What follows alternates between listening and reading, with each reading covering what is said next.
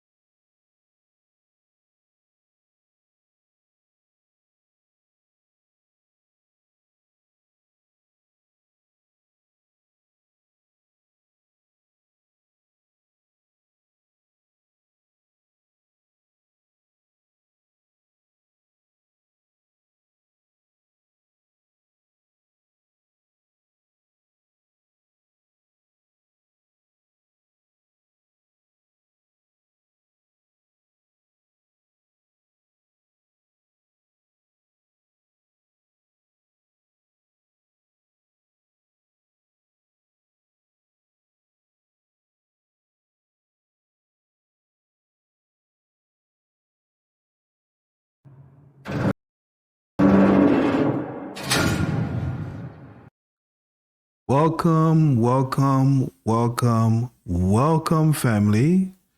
This is your brother SilverbackKONGO, and this is Akwaaba on MuntuNaBantu. Are you there, Jade?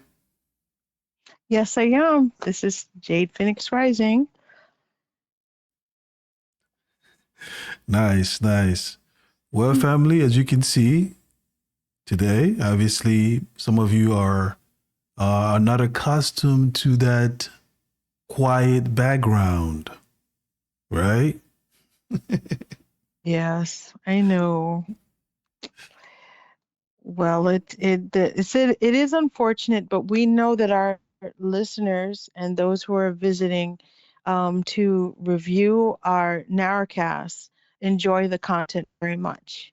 And we just wanted to send a quick message to notify you that due to licensing updates and restrictions, we must re-edit and re-upload our content so that it meets the policies that have been set in place. So we're just revising our material, and they will be released at a later time, and we will notify all of you so that you can enjoy the narrowcast as previously done in the past.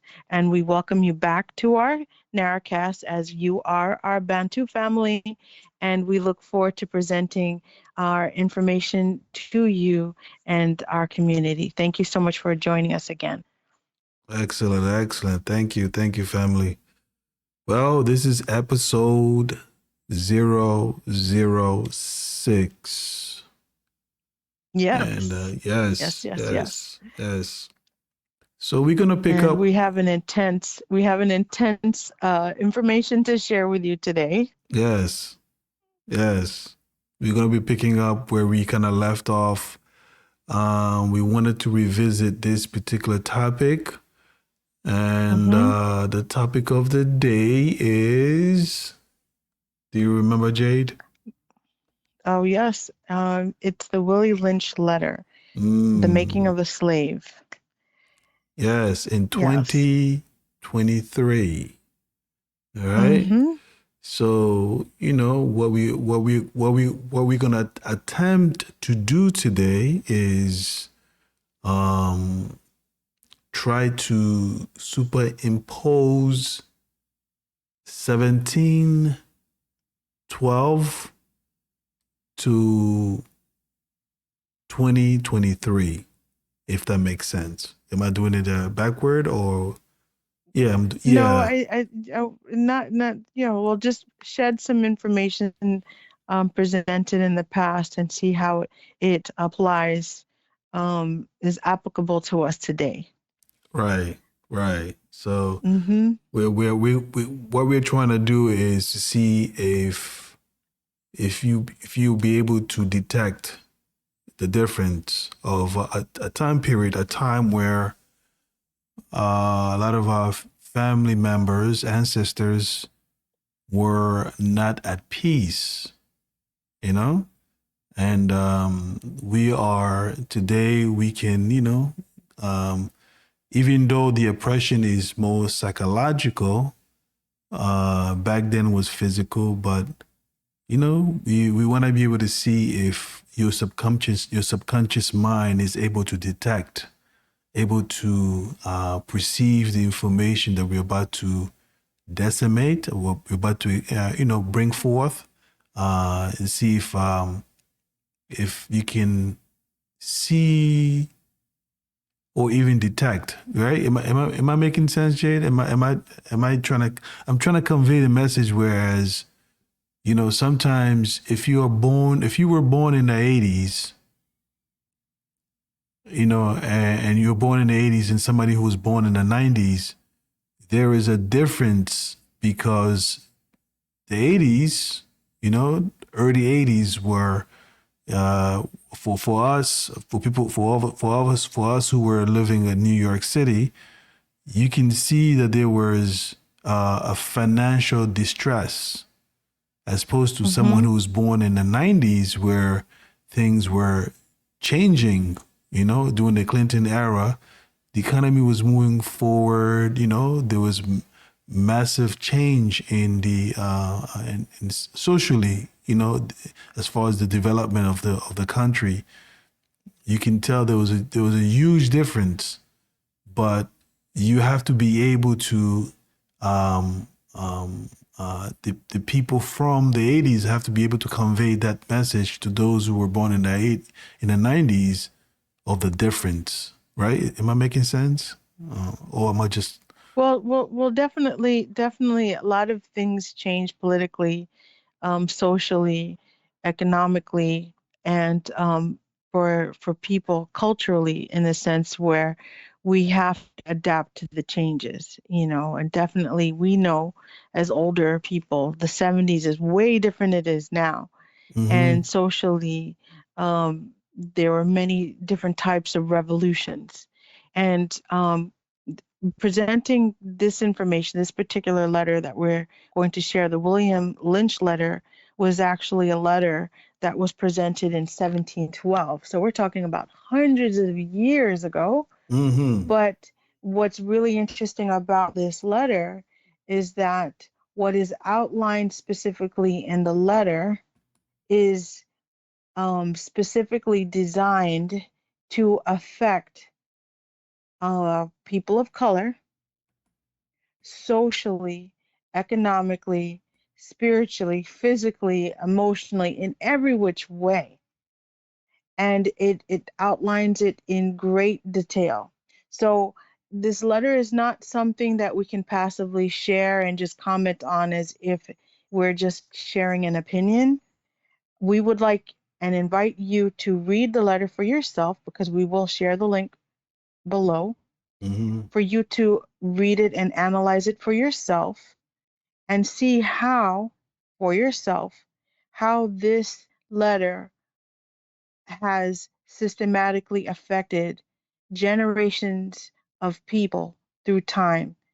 And because this letter is, you'll hear it and you will read it with us, you will see how it rings true even till today. And that's why we're presenting this letter for 2023, because we still feel and experience the effects of the systematic approach to Willie Lynch's theory. Mm-hmm. Well, And well. in this case, it wasn't just a thought, it was a practice that was executed from that Mm-hmm. time and to Right. present. Right. You're right. Is it wasn't just a theory. It was something that was implemented. And Mm-hmm. what's funny? I guess what I was trying to say is this: that what we're about to what we're about to um examine, what we're about to hear, is an event that took place 311 years ago, right? Mm-hmm. 311 years ago. So basically, we're we're about to, you're going to see, you should be able to see the impact, right? Though it was negative, it was still, nonetheless, it was impactful, because he presented a strategy that they actually took up and they implemented, and it was very, very effective. And we're going to see how effective it is depending upon how you are able to decimate, basically analyze or assess the presentation, the letter that we're about to read, right? So go Sure. ahead. And I also wanted to add, for those who have never heard of Willie Lynch, I mean, Mm-hmm. because as we know, certain states, certain countries, they are very well versed in African history. Mm-hmm. Unfortunately, in the States, not all schools are actively teaching things with accuracy and detail. And the content of this letter is not suitable for children, but it is something that if you wish to share with your children, it's mature content, and it is serious in nature. So the thoughts and views, as we always say in our disclaimer, we're not presenting this as scholars. We're not presenting this as theorists or people who are trying to persuade people for a political agenda. We're literally reading the letter and sharing with you, and also relating to how we have seen this letter and the practices from the letter um, actively being implemented in our society. Mm-hmm. And you, after reviewing it, will and hopefully can see how it still applies to you today, because we very much feel and experience the effects of these tactics in our day-to-day life. And we hope that this letter will shed some light so that you can be aware of an approach that has been systematically created to be oppressive. So, with that said, I will begin to read the letter. Well, before you continue, Jade, I just want to give us, want to be able to, um, for us to just have a nice, an icebreaker moment. Okay. I want us to Sure. have an icebreaker moment. And let me go ahead and let me share. Uh, I'm going to converge on the quote of the day. Yes, the quote of the day. We definitely Yes, need to start that. Yeah, yes, very encouraging message. yes, yes, yes. Give me a moment there. But go ahead, Jade, and I'll when once I'm ready, I'll definitely let you know. Oh, so begin the letter? Um, Okay. All right. yeah, you know what? Yeah, let's end on a positive note because it's so heavy. You know what I mean? Like, Yeah, yeah, definitely. Definitely. Okay. yeah. All right. Family, here we go. Mhm. Okay. The Willie Lynch letter, The Making of a Slave. The speech was delivered by Willie Lynch on the bank of the James River in the colony of Virginia in 1712. Lynch was a British slave owner in the West Indies. He was invited to a colony of Virginia in 1712 to teach his methods to slave owners there. The term lynching is derived from his last name. Beginning of the Willie Lynch letter. Greetings. Gentlemen, I greet you here on the bank of the James River in the year of our Lord, 1712. First, I shall thank you, the gentlemen of the colony of Virginia, for bringing me here. I am here to help you solve some of your problems with the slaves.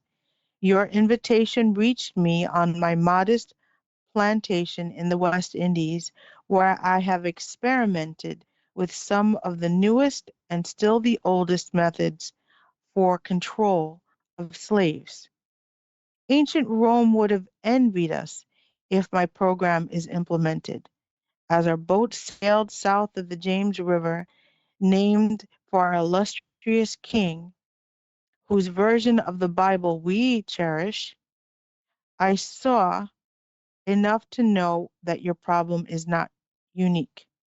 While Rome used cords of wood as crosses for standing human bodies along its highways in great numbers, you are here using the tree and the rope on occasions.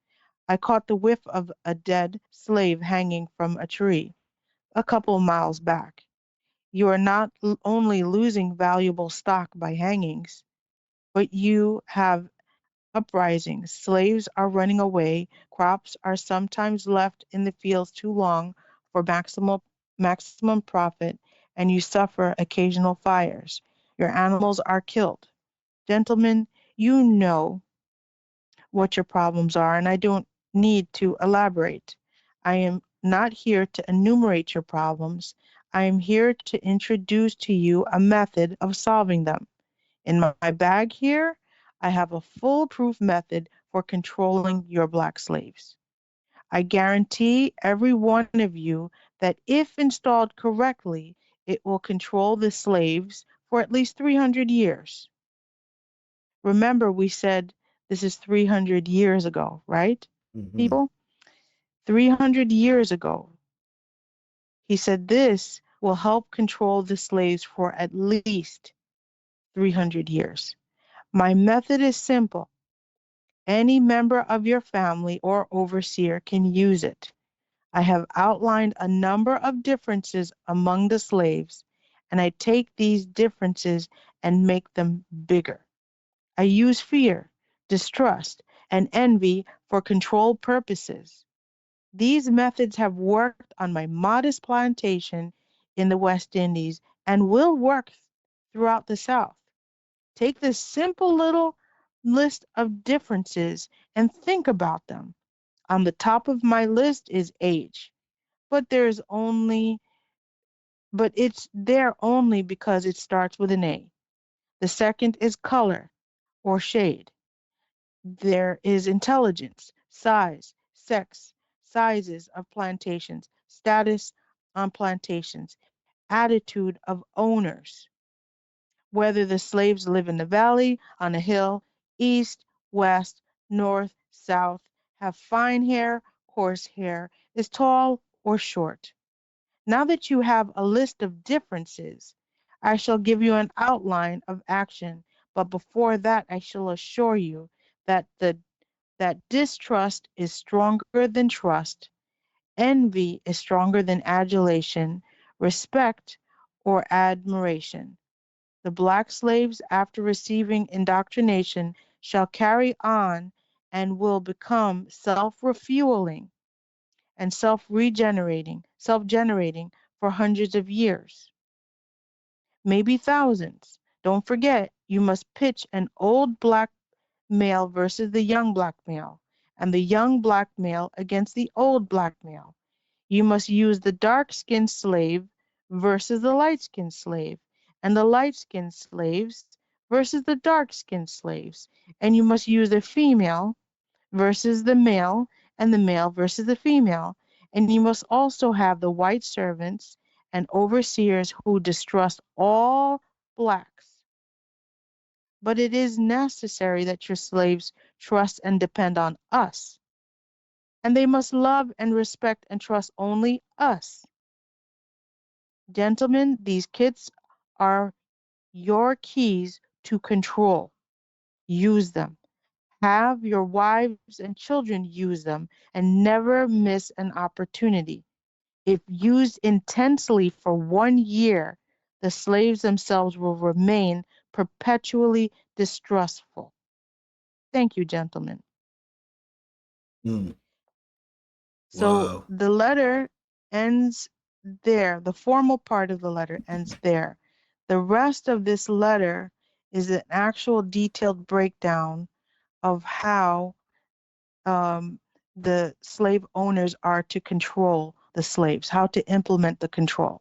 Okay, so what I just completed in reading is just the overview, the introduction of what he is proposing to teach and help the slave owners manage their slaves. Yeah. Okay. Basically, the appetizers before the full course meal. Mm-hmm. That's Yeah. correct. You know. Wow. Yeah. I mean, it's I wonder, family. I wonder if you can actually uh visualize what this Willie, Slick Willie, just presented to um to his fellow oppressors. You know, it's like I said before, Jade. This type of information has to be internalized. You know, Mm-hmm. someone has to. You know, you have to read that letter not just one time, but you have to make it um, type of a ritual in your life to really, really get in front of this programming, because this programming continues to till today. This is not Mm-hmm. you're not going to read it one time and truly understand what's taking place. You've got to read it and internalize it, and then when you're around the people who crafted these methods, when you are around it, you'll be able to see. And Mm-hmm. I have always seen it. When I was in corporate America, I saw it, even though I didn't truly know that there was even a ladder that existed. You know, there was even Mm-hmm. a programming that was taking place. Everyone, especially our people, we can sense that something is off. You know, Mm-hmm. Yeah. Yeah. when we come in contact with these people, we know that something is off. You know, Mm-hmm. you may not understand, but I think this letter brings much more to light. You know. Yeah, and also too, like, it's very detailed, so it's not something that would be so difficult to understand. I mean, there are a lot of things that stand out to me when I first read it. And we have to keep this in context. I mean, because we are in the year 2023. We have to remember in 1700s, the slaves already been stripped from their countries and been shipped all over the world and sold as property, sold as livestock for multi purposes, mostly for heavy labor. And um, when Willie Lynch was invited, he had looked and viewed as the situation of them trying to control slaves as out of hand, that these slaves were um, very strong. They were fighting back. They were running away. There was fires that were happening and animals killed. There was a rebellion, Mm-hmm. and they basically couldn't break them in. Mm-hmm. And he said the fact that they're hanging them from trees, he said you're losing precious cargo. You're losing precious um, Commodities. stock by Mm-hmm. commodities by hanging them. I mean, you purchased them and you're killing them. So he said there's another way to deal with it, and he carefully outlines and explains what they must do, as he calls it, the foolproof method for control. So where it roots from, and I'm sorry I skipped over this, but he starts off as if he was a religious man in the year of our Lord, and we don't know what Lord he serves. We don't, because some people call um, Jesus Lord, and some people will, they can come up with anything as whoever they serve. He doesn't define who his Lord is, but he has his own religion that he is akin to, and he also cherishes it. He said they have a cherished Bible, but I don't, for my understanding of the Bible, don't think that his ways, and when you see his methods and the way he thinks, is God's way. Okay, he said that what he's going to use is fear, distrust, and envy. So he is fostering a behavior so that he would pit old men versus young men, women versus men, women. It basically turn have us turn against ourselves, Mm-hmm. to distrust one another instead of being united as a people. Have us hate and rebel against ourselves, create division, and Mm-hmm. only trust whites as the the good people, as the saviors. They have to be perceived as good, and everything else we are going to be judging ourselves. And so when I look at the classifications that he outlines, he said, have a distinction, have a list which outlines their age and their intelligence and their size and their sex and the size of their plantations and the status and their attitude. And the list goes on. The first thing I think of is when you apply for school, when you are filling out paperwork in hospitals, when you apply for a loan. Everywhere we go, there's a classification of your race, your age, your history, even when you do your resume, when you're applying for a job.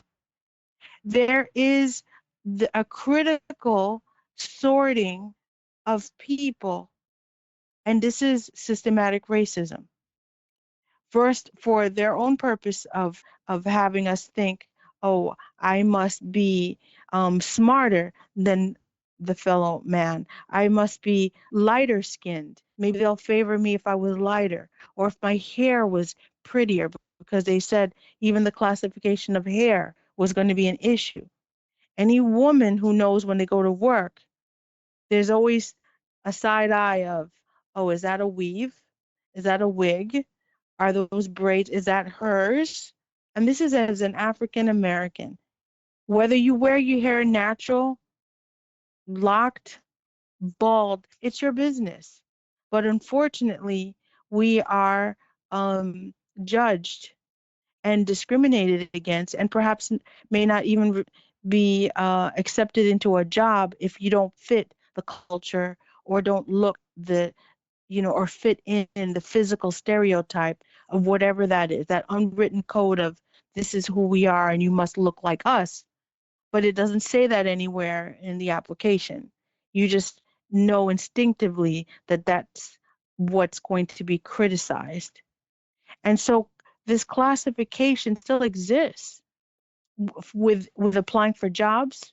I mean, even it goes on to say about it doesn't say grades, but we do know that even applying for a school, they're going to classify kids against their intelligence. If you pass, you pass, but then we have number grades, 8.9, 89.5, things like that, where it's like you passed, you passed, but they're going to classify you by intelligence. And and even though you can say this goes for all races, within the African American people, we know that we're even judged harsher with all the above, because there's this understanding that we must meet a criteria or a threshold pit against others, that you have to be like us or you're below par, Yeah. and the discrimination is very, very real.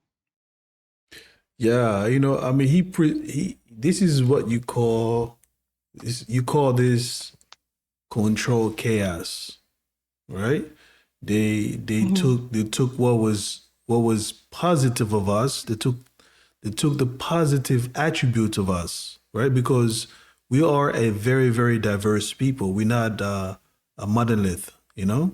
Um, Hmm. we have like everything he described. It makes that's who we are. We are a very our genes is very, very diverse, and it's a Hmm. range. We have so much range as a people, but they took what was positive and they made it negative, right? So yes, if you go to the continent, we have different tribes. We have tribes that are tall people. We have tribes that are short. We have pygmies. We have light skinned people. We have dark skinned people.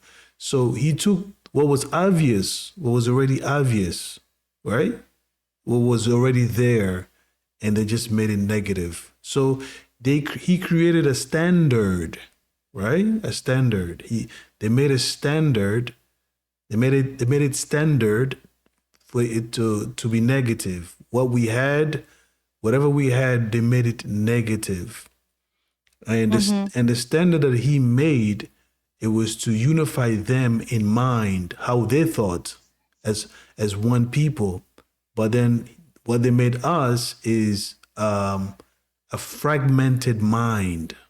Okay, so they made us they fragmented our minds where we're not on one accord.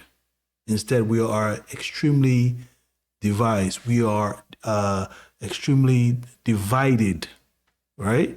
So instead of looking at our positives, we start to look at our differences, which would definitely make us individuals, individualistic, made our minds to be individual thinkers, which is not negative, but when we do things collectively, we are more effective. So what he did was he presented a standard that they can adhere to, right? That they can unite on one accord at the same time dividing us. So there was two Hmm. different minds. They had a unified mind, and we had a divided mind, a fragmented mind. Yes, and then also too to instill self-hatred. And also I wanted to add too, if you notice that he said he's from the West Indies. Now, anyone, even if you go to the West Indies today, you can still see the division. You go to, let's just say Dominican Republic, for example. You can still see today that there's a great divide between the Haitians versus the Dominicans. And using them as an example of two people, two nations of people of color pit Mm-hmm. against each other Mm-hmm. because one has more of a Spanish ancestry and the others have more of a Negro ancestry. But all of them have Negro ancestry, but because one has Spanish ancestry, there's this, well, we're not like you because our father's father was from, and you fill in the blank. And Mm-hmm. this happens in Brazil. It happens in Cuba. It's like we have Africans all over the world, but because their fathers came from either Portugal or Spain or Italy or England, they're going to say, no, I am not a Negro because my father's father for many generations was white. Therefore I am not. And so our people have forsaken their own history, their own African ancestry.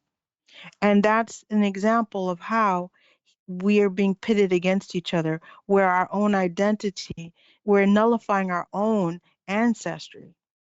You don't Mm-hmm. see them classifying the whites. I am from the Iceland and I am from Germany and I'm from Sweden and you don't see that with their people. Only Hitler established that amongst the whites.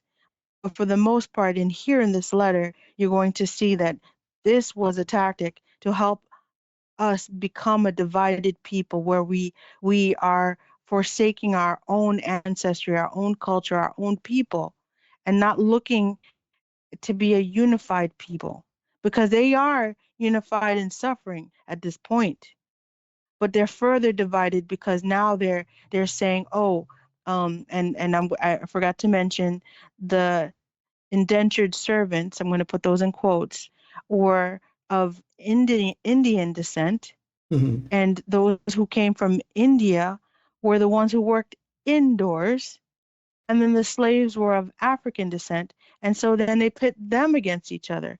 Well, you're the outside help, I'm the inside help, and I serve the master. They have better clothes, they have what they consider to be finer etiquette and their features, finer hair, but they're of a darker persuasion. But because they looked different, way different than the Africans that came straight from Africa, their treatment was not as harsh in terms of the physical labor that they had endured. They all were slaves, and some people will argue and saying, well, that doesn't really apply to the servants. But truthfully speaking, they didn't come to this country on their own accord applying for a job. They were um, they were De- de- de- obtained for physical labor, detained. Yeah. detained and used Mhm. for servant purposes. Mhm. And the Africans were treated much more harsher because there was heavy labor to, just like as you would whip a donkey or a mule, they were whipped and beaten and later we'll learn the term of lynching. There was harsh punishments for those that did not obey their masters.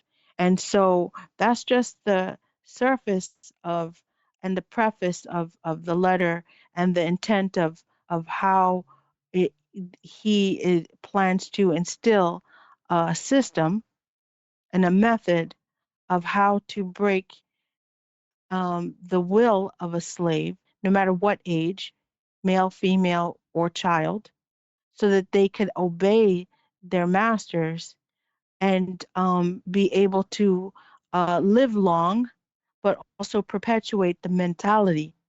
Because at the end of the letter, it says that these are your keys, they're kits to use to control and to use them and have your wives and children use them, not using, uh, not to miss an opportunity. Because if you use it intensely for a year, the slaves themselves will remain perpetually distrustful. So they had to be consistent in applying distrust and fear and envy and control, so that our minds, this is mind control, so that they can break us and make us obedient and subservient to them and their will. Hmm.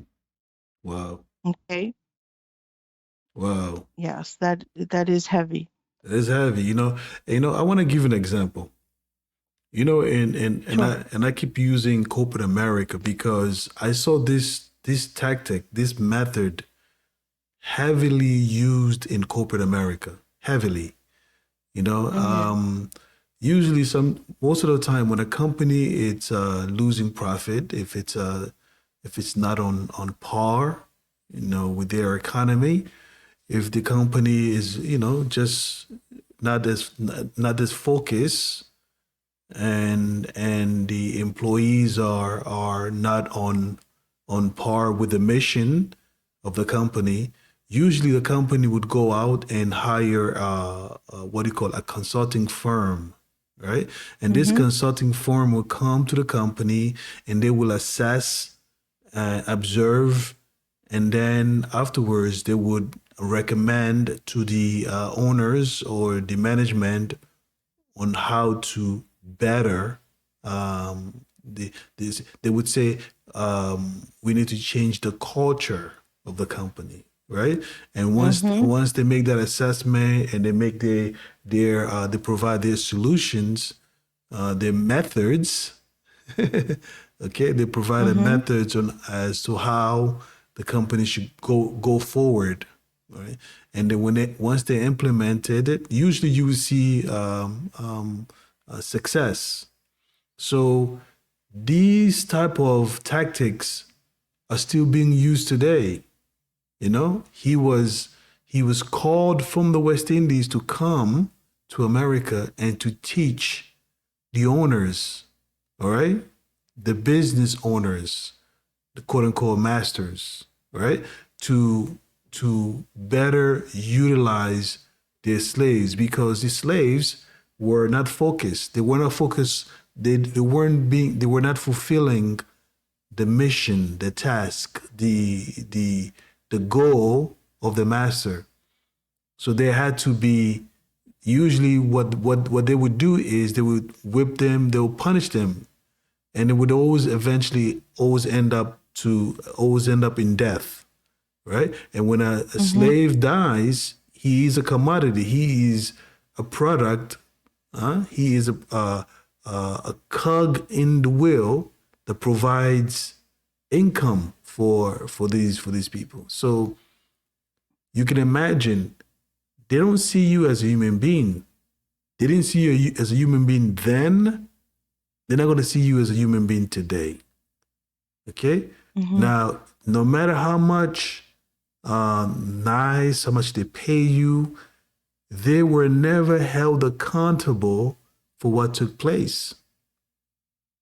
You know, that they haven't been, their system is still runs as it was back then. So it is upon us as a people to be aware of what's taking place.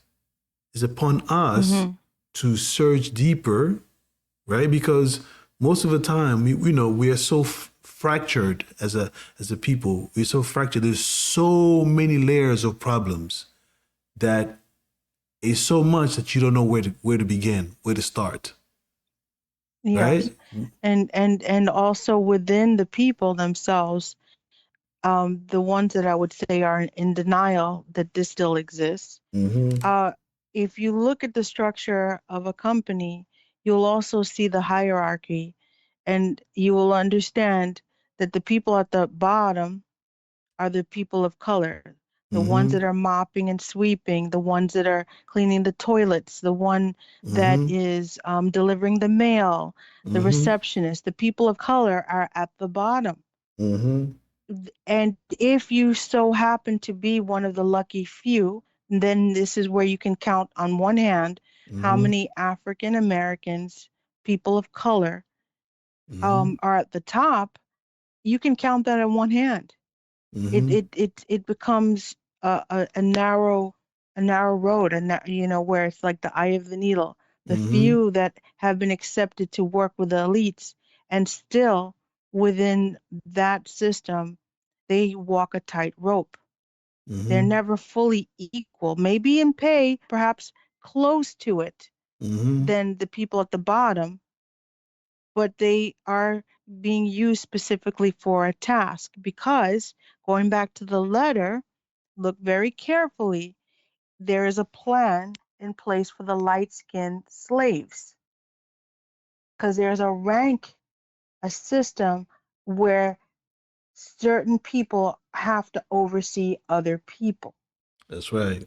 The light-skinned slaves are the ones that are usually, going back to the CEO, that are hired to oversee the blacks during that time of transition. This is where they're vetting to see who they're going to actually keep and who they're going to fire. This is where we're all too familiar with the layoffs. Okay? HR comes in, and behind the scenes, they want the changing of the guards, because a new CEO has arrived, and they want only people who match the interest of the company. And if you happen to be someone who could be a potential whistleblower, someone who can potentially call out, like, oh, I see what's going on, that what in general terms is, oh, I'm woke, I know what's going on, then you're the one who is like the red flag. It's like, do we have any dissension in the ranks? Do we have someone who could potentially cause us exposure? I don't even want to say damage, exposure.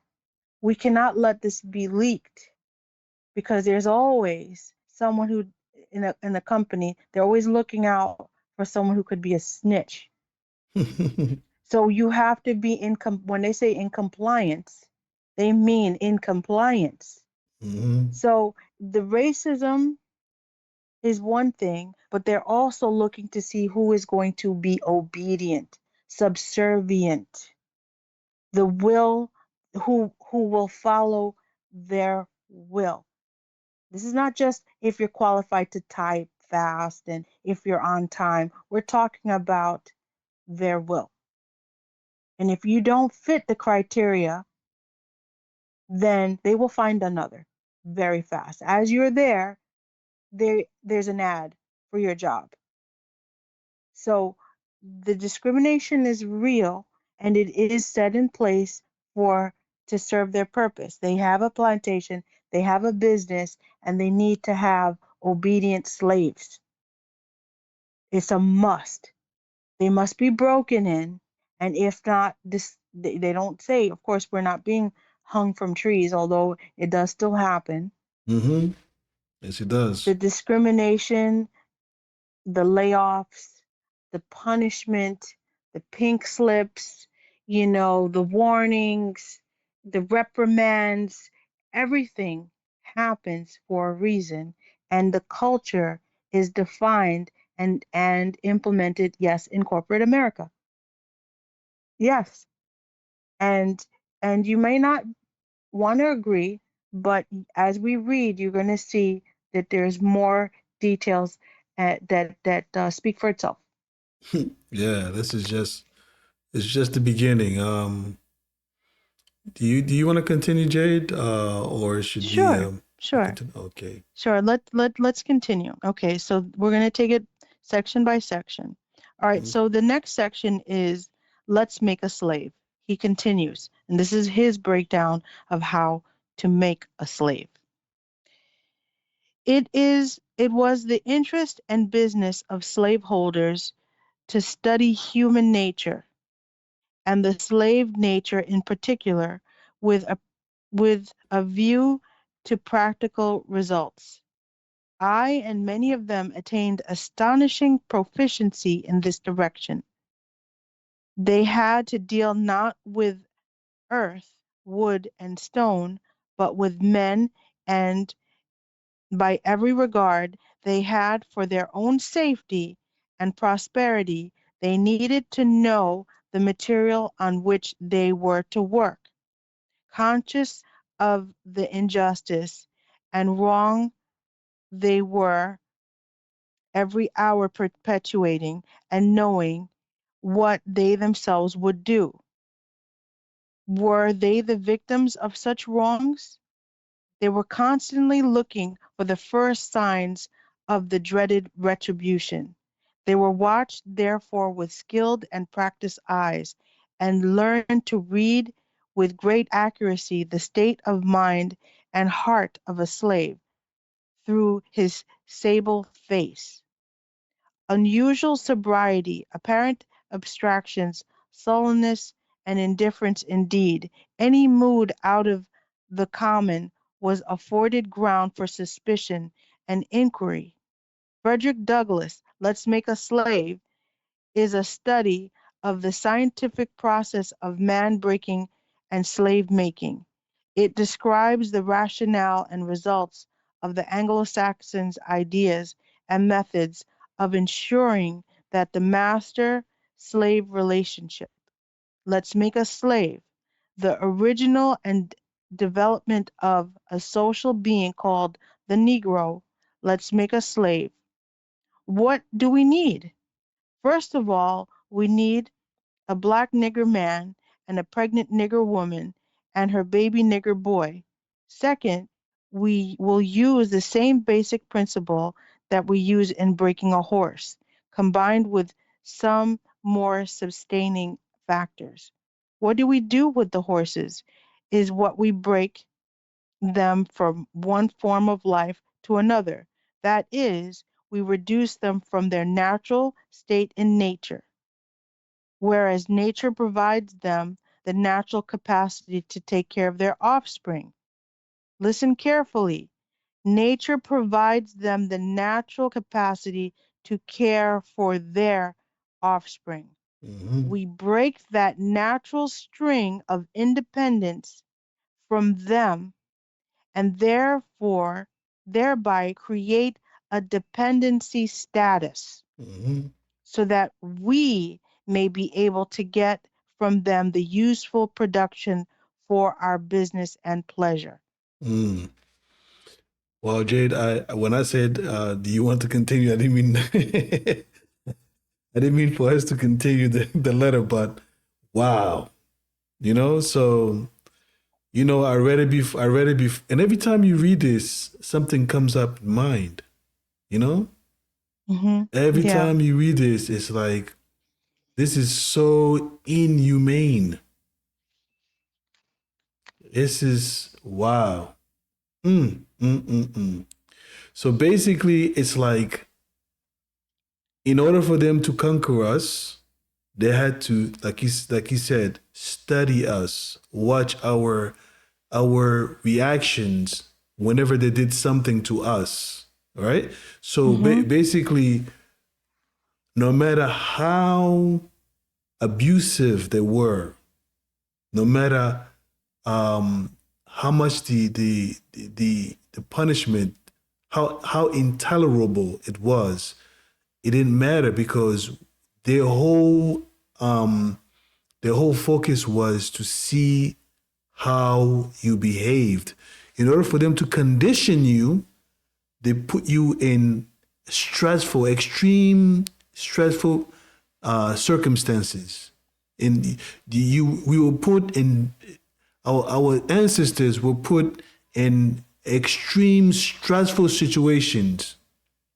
Okay, extreme situations whereby then they wanted us to know. So when you were in that stressful situation, then now they can condition you. It's like they have this thing where this is where I'm going to get a little bit more. I'm going to get I'm going to become a conspiracy theorist, which is really not. But a lot of the children of military children they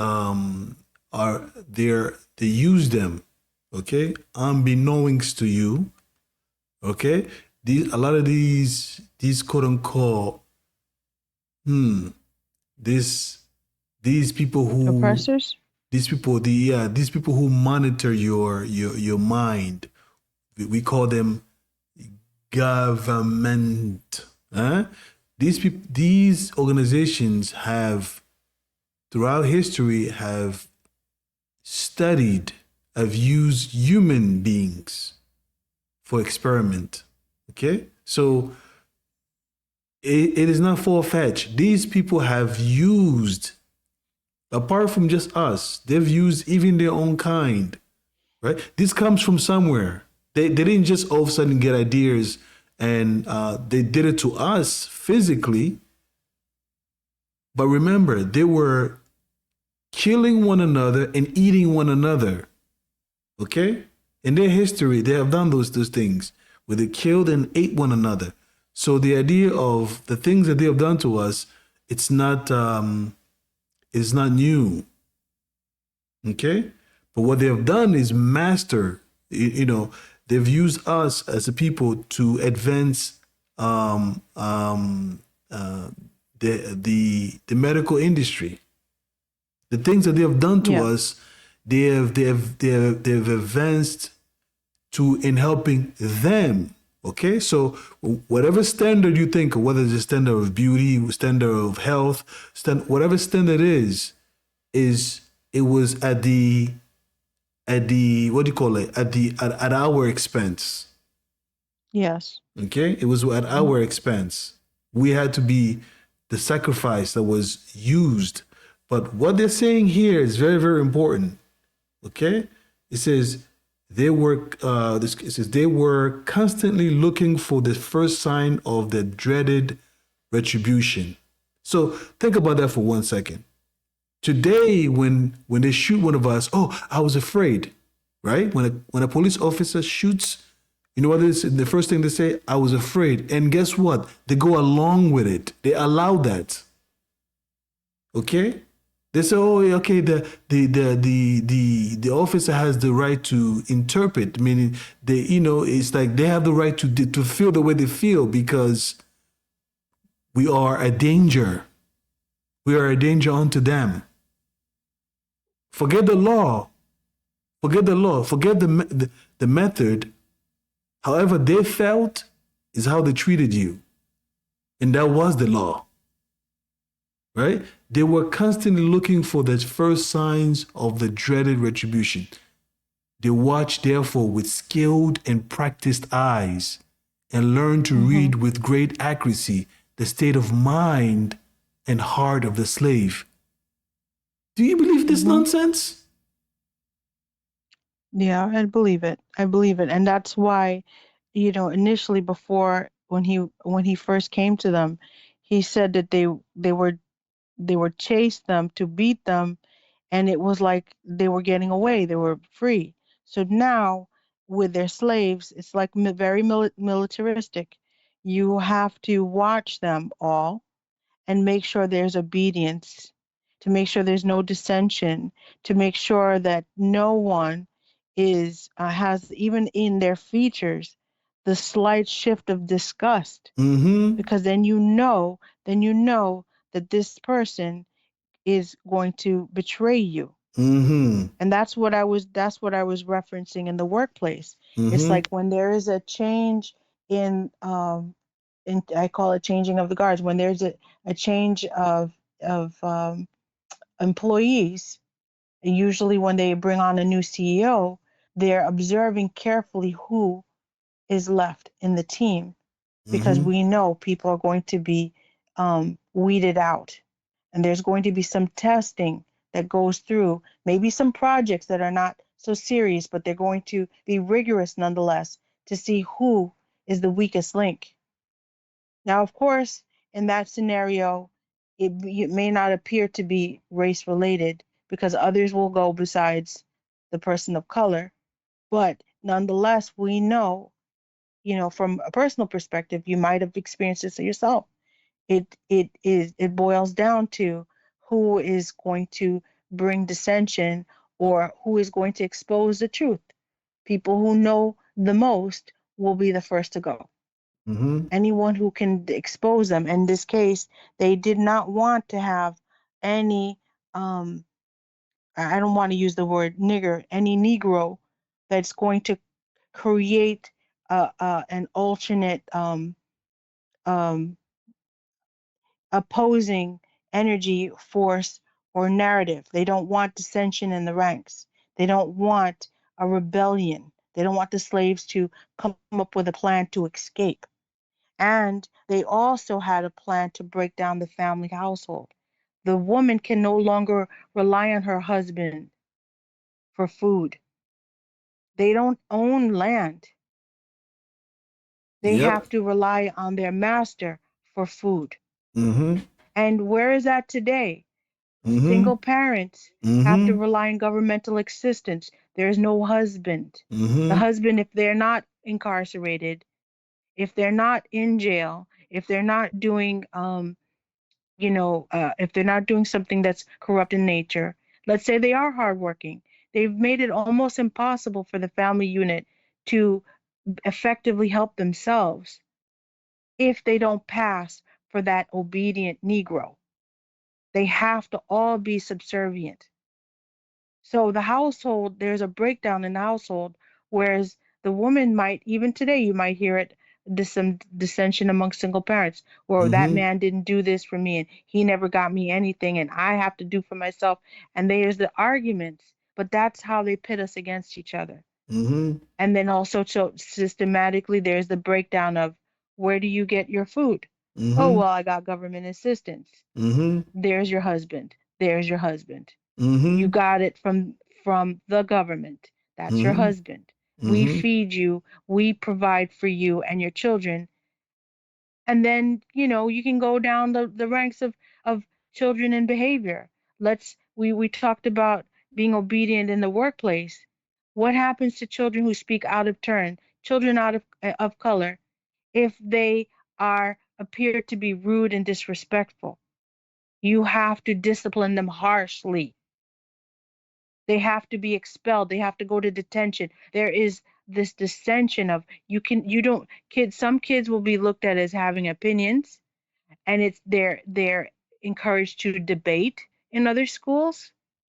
People of color, if they should debate or argue or provide a reason for their thinking or action in defense, they're looked at as rebellious, dissentious, unruly, and the list goes on. And all they're trying to do is saying, hey, something wrong happened and I don't agree. But if the child should curse, this is them just trying to express their frustration, and they just say, oh, your child did XYZ, but no one's listening to them. No one, their rights are not observed. They're not respected. Their feelings are not respected. So children are disciplined very different when they're people of color. So again, the trained eye of behavior in the schools is ranked and listed very differently from someone who is offering an alternate reality of their opinion.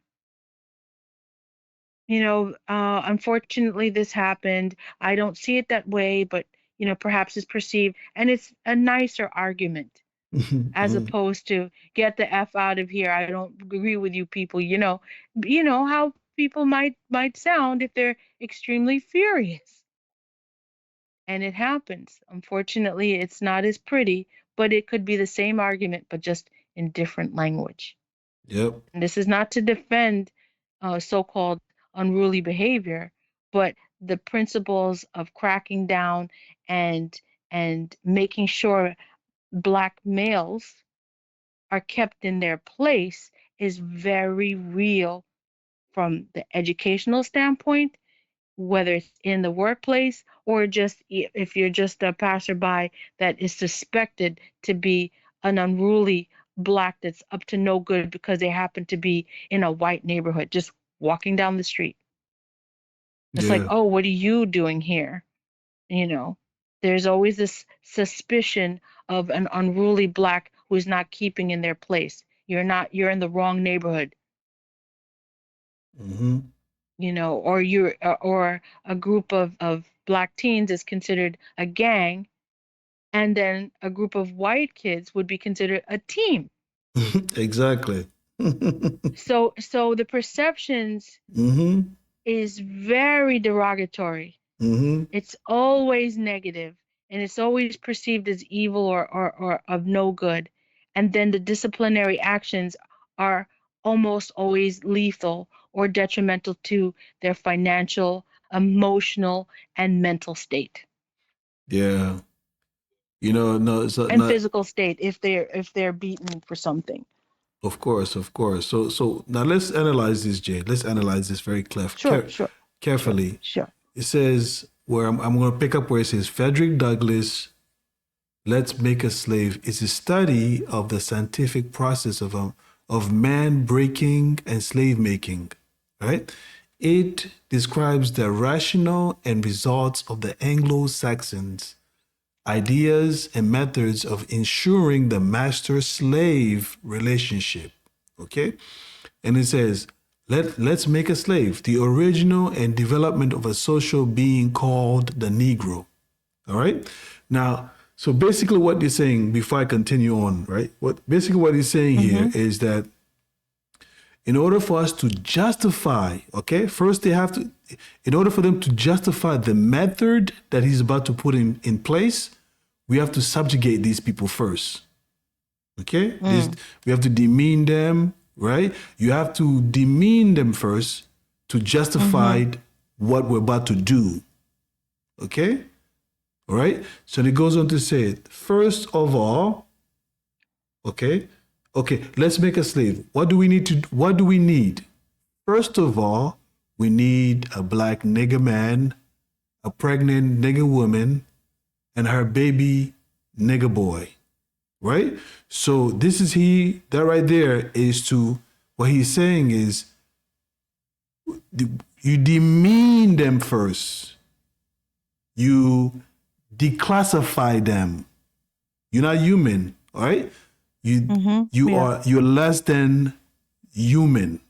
Okay, these names, these what do you call it again? Adjectives that were presented, that were assigned to us, were to reduce us, to reduce our humanity, so that the punishment that they're going to implement, right, impose on us, would be justified, right? It would meet the description of these useless beings. Okay. We will use the same basic principles that we use in breaking the horse. Okay, combined with some more sustaining factors. Meaning they went beyond, they went, basically, we're going to make that method way worse than we would do with an animal. Yes. Okay? What we do with horses is that we break them from one form of life to another. That is, we reduce them from their natural state in nature, whereas nature provides them with the natural capacity to take care of their offspring. Okay? So we're gonna do worse. We're gonna do worse than what we have done with the animal to them. Right? Whereas when we finish with them, they won't be able to know what it means to take care of their own kids. So family, they won't know the state of what it means to have to be a unified family. They wouldn't understand what it means to be in a household. They wouldn't know what. So it's like the quote that Malcolm said. Malcolm said, when you listen to these people, they will write in their newspaper, in what he said. No. He said, these people will sell you liquor at noon and then arrest you in the evening for drunkenness, for being drunk. You understand? So this is what you call control chaos. And the only person who's creating the chaos, they're the ones who get to determine what is normal. You don't get to determine what is normal. Yes. Okay? And what is more, the husband can't protect his family. You can't. And notice how they mentioned the boy. They want the boy to see the father helpless and defenseless and broken. And they want to make an example of the father, to say, watch your father jump when I say jump. Do as I do, as I tell you to. And the child can't defend and protect his mother, even if he wants to in spirit, sees how his father is broken in front of him. So they demasculate the father in front of the son, so that he can grow up thinking, oh, I want to do good, I want to do better, but they make the example. So the example. Everything that we're sharing is very, very true and very, very painful to even articulate. But this is the truth. This is the method that was chosen in breaking down the family structure. They make an example of the man so that there's no security. The woman has no one to protect her but her master, because she needs to protect her child, and the food has to come from the master, and her husband has to be, the donkey. He's the one that's being beaten in the fields. She's raising the young, or whatever the duties they have for her to do too is split, but the physical labor is heavier on the man, and he is broken before his child. They're trying to break his spirit and break his ability to provide and protect his family, Mm-hmm. the ability to um protect, I'm going to repeat myself, the ability to protect and provide for Hmm. his family. Mm-hmm. Yeah. Because Yeah. if he had his own home and his land, they can feed themselves. They'll work for themselves. No one will beat him. He will work hard for his family. But because they're they were stripped from their country, their culture, and language in another world, now forced labor, and what little he has, he is being made subjected to be treated as less than human, like a donkey, Yeah. demoralized. And that's the culture that they're trying to perpetuate here. This is how you're going to break them in. You have to do this and put a fear into them all by doing so. Yeah. Yes, my sister. Yes, my sister. We have reached the hour mark, and it's only gonna get deeper. It's only gonna get deeper. I think I think we should Share uh the quote of the day. yeah. We almost forgot. Let's end on a positive note. Yeah, yeah. I just would definitely share that. So let me converge to, let me get to but yeah, Jade, I mean this is crazy. It's crazy, it's like I said, you have to internalize this letter, because if you just read it just to read it, you're gonna you what you're doing to yourself is you're allowing yourself to operate on the surface, right? You need to go deeper in your soul. You need to go deeper and really, really examine for yourself where we are going as a people, and what we should do for one another, what we should do collectively as a people for one another, right? To repair Mm-hmm. what was broken, right? Mm-hmm.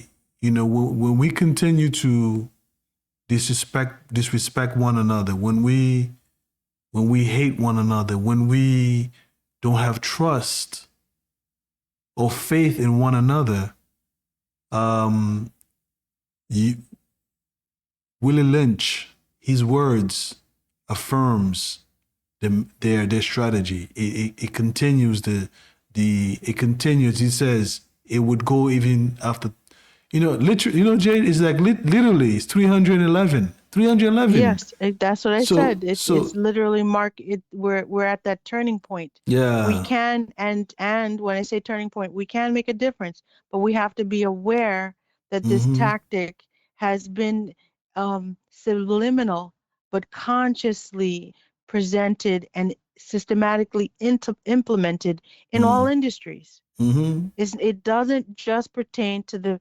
then when they were physically picking cotton and corn and wheat. This is not that labor, but the mentality and the goal of submission and subserviency and discrimination and hatred and everything that breaks down the family unit is what is still in place, systematically breaking down the unit so that we can never ever be submissive. So that we could never be Independent. You know. independent So. and self-sufficient Mm-hmm. and also equal, Yeah. because they are watching to see who is trying to step out of ranks. Mm-hmm. And in your job, you know that you're not your equal to your CEO. They make it clear, salary wise, physically Mm-hmm. where you're placed on the Mm-hmm. floor, physically where you are in the meetings, whether Mm-hmm. there's credits, when they give credit to the success of a company, who gets Mm-hmm. promoted, Mm-hmm. all of that. You work just as hard, if not harder, Mm-hmm. typing reports and presenting information or gathering, you know what you do, but the praise and the accolades and the promotions will go to the people at the top. And there's always, always, always people at the bottom. And we recognize that bottom very well. And it's Mm-hmm. in place because of this structure. This is the Willie Lynch systematically approached in the structure of businesses and schools. Mm-hmm. Yes, yes, yes. So let's end on a positive note because Yes. there's gonna be more. This is we're not even this is a 6-page letter. I mean, how should I say a six Yeah. page a 6-page? It was a speech that was turned into a letter. It was a speech, you know. But Mm-hmm. yeah. Give me a second so we can give you guys a view. 1 second, family. A visual. A visual, yes.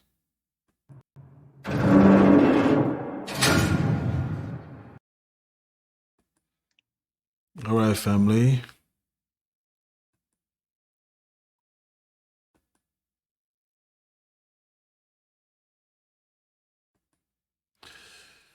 Ability.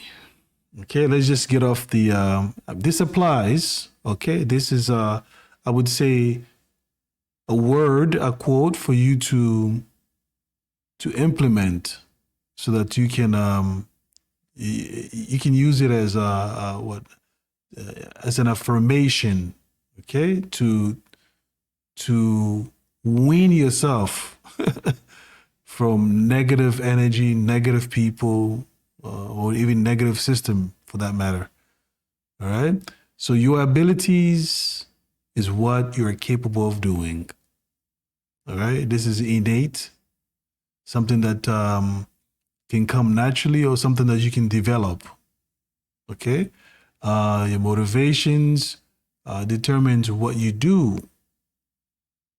Your attitude determines how well you do it. Okay. Unfortunately, our ancestors didn't have the agency to perform these 3 words: ability, motivation, attitude. But we can live, we should be able to observe, right? And they can live through us in this time and today, that we are able, when we wake up, we have the ability to create for ourselves. We should be able to create our own businesses. We should be able to create think tanks where we gather as a people to think collectively. Okay, implement ideas, strategies, inventions, whatever you want, you need to do to help us to progress as a people, to move forward, so that we can remove the stain that was imposed upon us. Okay, I don't care if you are on the continent or in the diaspora.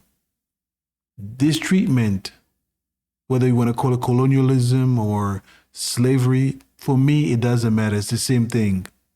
Okay, our people lived under stressful times, serious times, and today that freedom is more psychological. So we can unwean. Okay, it's not physical, but we still see the sins that were committed against our people. So, family, do yourself a favor. Find, the link is in the description. Get yourself a hard copy. Put it. I have a bunch of quotes in my home that especially in my bedroom when I wake up.